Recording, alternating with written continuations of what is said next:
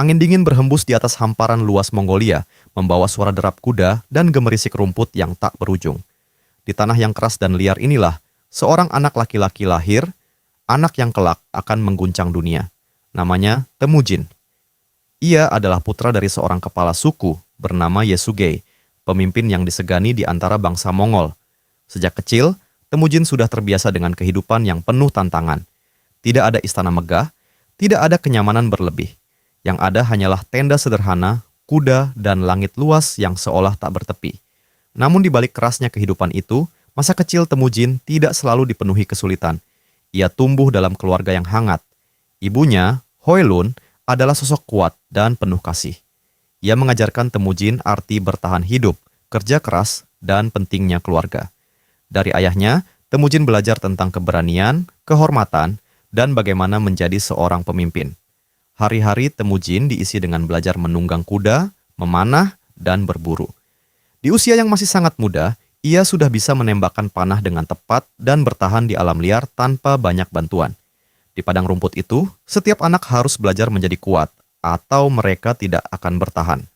Suatu hari, ayahnya membawa Temujin dalam sebuah perjalanan penting. Mereka mengunjungi suku lain untuk menjodohkan Temujin dengan seorang gadis bernama Borte. Di dunia Mongol, pernikahan bukan hanya soal cinta, tetapi juga tentang aliansi dan masa depan. Temujin yang masih kecil mungkin belum sepenuhnya mengerti arti semua itu. Namun ia merasakan satu hal, hidupnya akan berubah. Di bawah langit luas Mongolia, masa depan tampak cerah.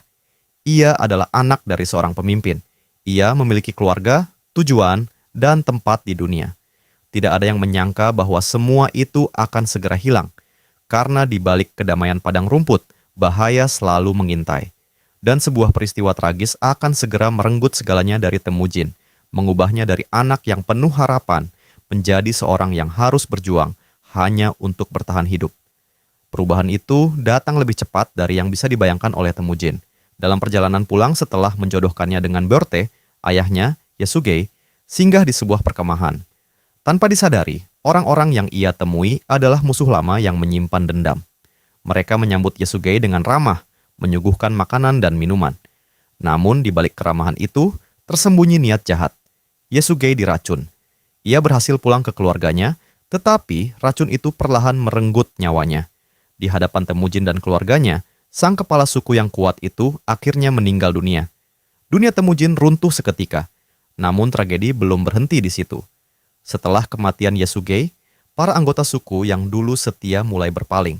Tanpa pemimpin, keluarga Temujin dianggap lemah. Mereka tidak lagi dihormati, justru ditinggalkan. Dalam waktu singkat, Temujin, ibunya Hoelun, serta saudara-saudaranya diusir dari kelompok mereka sendiri. Dari keluarga, terpandang menjadi orang buangan. Tak ada perlindungan, tak ada makanan yang cukup, tak ada tempat aman. Mereka harus bertahan hidup sendirian di alam liar Mongolia yang kejam. Hari-hari berubah menjadi perjuangan tanpa henti. Temujin yang dulu belajar berburu untuk latihan, kini berburu untuk hidup. Ia mencari ikan di sungai, mengumpulkan buah liar, dan berbagi sedikit makanan dengan keluarganya. Kelaparan menjadi hal biasa, dingin menjadi sahabat yang tak diinginkan, dan rasa takut selalu mengintai. Lebih dari itu, Temujin mulai merasakan sesuatu yang lebih dalam, pengkhianatan. Orang-orang yang dulu makan bersama keluarganya kini pergi tanpa melihat ke belakang. Dunia yang ia kenal ternyata tidak seadil yang ia bayangkan. Pengalaman itu mengubah cara pandangnya. Ia belajar bahwa kekuatan bukan hanya tentang keberanian, tetapi juga tentang siapa yang bisa dipercaya dan siapa yang akan meninggalkanmu saat kau lemah. Namun ujian terberat belum datang. Karena di tengah kelaparan dan keputusasaan, konflik mulai muncul bahkan dari dalam keluarganya sendiri. Sebuah konflik yang akan memaksa Temujin membuat keputusan paling gelap dalam hidupnya. Di tengah kelaparan yang semakin parah di padang rumput Mongolia, keluarga Genghis Khan, yang saat itu masih dikenal sebagai Temujin, mulai retak dari dalam. Makanan semakin sulit ditemukan, musim dingin semakin kejam, dan rasa putus asa perlahan menggerogoti ikatan keluarga. Holun, ibunya Hoelun, berusaha keras menjaga anak-anaknya tetap hidup. Ia mengajarkan mereka untuk mencari akar tanaman liar, berburu hewan kecil, dan tidak menyerah pada keadaan. Namun, alam tidak memberi belas kasihan. Dalam kondisi terdesak, perpecahan pun muncul. Beberapa anggota keluarga mulai berselisih soal makanan. Persaudaraan yang dulu hangat berubah menjadi ketegangan yang tidak bisa dihindari. Temujin, yang masih remaja, mulai merasakan beban berat sebagai anak tertua yang harus mengambil keputusan sulit. Di tengah situasi itu, sebuah peristiwa lebih buruk terjadi. Temujin ditangkap oleh sekelompok suku musuh yang sedang melakukan perburuan manusia di wilayah mereka. Ia dibawa sebagai tawanan, dirantai, dan dipaksa bekerja dalam kondisi yang keras. Dari seorang anak kepala suku, ia kini menjadi budak. Hari-harinya dipenuhi penghinaan dan kekerasan. Namun justru di tempat itulah sesuatu dalam diri Temujin mulai terbentuk. Ia mengamati, mendengar, dan belajar. Ia melihat bagaimana orang-orang kuat mengendalikan orang lain dan bagaimana orang lemah diperlakukan tanpa belas kasihan. Namun Temujin tidak pernah benar-benar tunduk. Dalam diam, ia menyimpan satu hal, tekad untuk tidak selamanya berada di posisi itu. Dengan kecerdikan dan keberanian yang tumbuh dari penderitaan, ia akhirnya berhasil melarikan diri.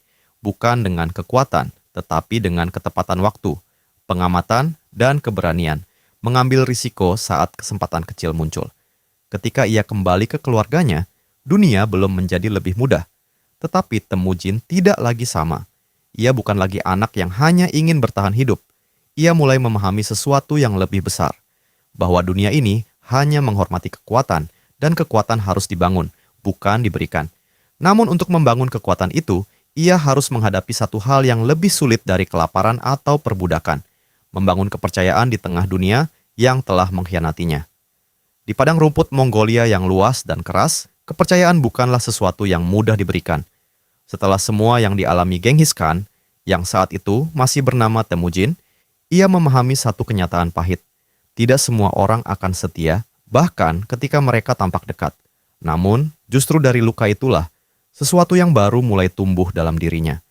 Temujin mulai membangun kembali hidupnya dari nol. Ia tidak lagi hanya berjuang untuk bertahan, tetapi mulai berpikir untuk memimpin. Ia mengumpulkan orang-orang yang juga pernah tersingkir, dibuang, atau dikhianati oleh suku mereka sendiri. Mereka adalah para pejuang tanpa tempat, orang-orang yang tidak lagi punya rumah atau perlindungan.